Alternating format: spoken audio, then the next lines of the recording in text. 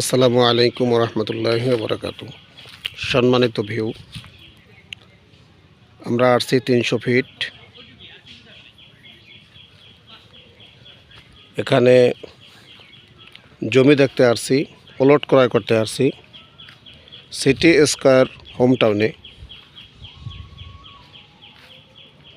অনেক জমি কিনছে, 3 কাঠা 5 কাঠা 10 কাঠার প্লট বুকিং চলছে। আমার সাথে আসছে সম্মানিত ব্যক্তি।